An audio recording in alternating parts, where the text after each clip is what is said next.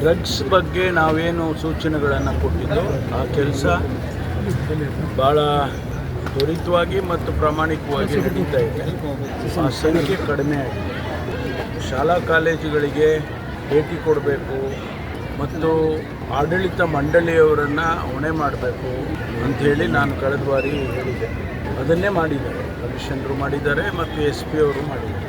ಆ ಸಂಖ್ಯೆ ಕಳೆದ ಬಾರಿ ಏನಿತ್ತು, ಡ್ರಗ್ಸ್ಗಳನ್ನು ಪೆಡ್ಲರ್ಸ್ ಸಪ್ಲೈ ಮಾಡೋರು ಮತ್ತು ಅದಕ್ಕೆ ಸಂಬಂಧಪಟ್ಟ ಕೇಸ್ಗಳು, ಉಪಯೋಗ ಮಾಡೋರು ಅದಕ್ಕೆ ಸಂಬಂಧಪಟ್ಟ ಕೇಸ್ಗಳು, ಆ ಸಂಖ್ಯೆ ಕಡಿಮೆ ಆಗಿರ್ತಕ್ಕಂಥದ್ದು. ಅದು ಬಹುಶಃ ಏನು ಇವರು ಕ್ರಮ ತಗೊಳ್ತಾ ಇದ್ದಾರೆ ಮತ್ತು ಇಡೀ ರಾಜ್ಯದಲ್ಲಿ ನಾವೇನು ಒಂದು ಹೋರಾಟವನ್ನು ಮಾಡ್ತಾ ಇದ್ದೀವಿ ಅದರ ಪ್ರಯುಕ್ತ ಆಗಿದೆ ಅಂತೇಳಿ ನನಗನ್ಸುತ್ತೆ. ಮತ್ತು ಇನ್ನೂ ಹೆಚ್ಚು ರೀತಿಯಲ್ಲಿ ಮಾಡಬೇಕು ಅಂಥೇಳಿ ನಾನು ಸೂಚನೆಯನ್ನು ಕೊಟ್ಟಿದ್ದೇನೆ. ವಾರಕ್ಕೆ ಒಂದು ಸಾರಿ, 15ಕ್ಕೆ ಒಂದು ದಿವಸಕ್ಕೊಂದು ಸಾರಿ ಯಾವುದೋ ಕಾಲೇಜ್ ಇರ್ಬೋದು, ಶಾಲೆ ಇರ್ಬೋದು, ಅಲ್ಲಿಗೆ ಭೇಟಿ ಕೊಡಬೇಕು ನಮ್ಮ ಜುರಿಸ್ಟಿಕ್ಷನಲ್ ಪೊಲೀಸು ಅಂಥೇಳಿ ಹೇಳಿದ್ದೇನೆ.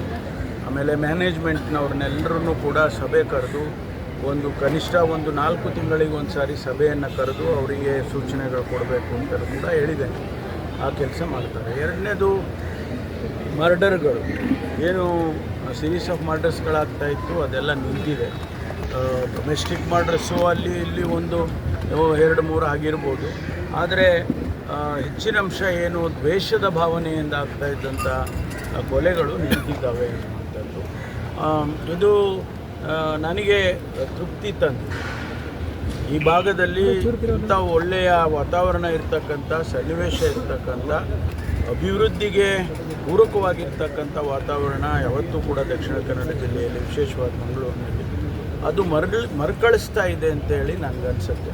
ಕರ್ನಾಟಕಕ್ಕೆ ಆರ್ಥಿಕ ದೃಷ್ಟಿಯಿಂದ ನಮಗೆ ಹೆಚ್ಚು ಫೈನಾನ್ಷಿಯಲ್ ಟ್ರಾನ್ಸಾಕ್ಷನ್ ಆಗುವಂಥದ್ದು ಬೆಂಗಳೂರನ್ನು ಬಿಟ್ಟರೆ ಮಂಗಳೂರು, ಹುಬ್ಬಳ್ಳಿ, ಬೆಳಗಾವಿ ಈ ರೀತಿ ಇರ್ತಕ್ಕಂಥದ್ದು. ಹಾಗಾಗಿ ಇದು ಒಂದು ಪ್ರತಿಷ್ಠಿತವಾದಂಥ ಜಿಲ್ಲೆ ಅಂತೇಳಿ ನಾವು ಪರಿಗಣಿಸಿ ಅದನ್ನು ಮಾಡೋದಕ್ಕೆ ಆ ವಾತಾವರಣ ವಾಪಸ್ ಬರ್ತಾ ಇದೆ ಅನ್ನುವಂಥದ್ದು ಅದು ನನಗೆ ಸಮಾಧಾನ ತಂದಿದೆ.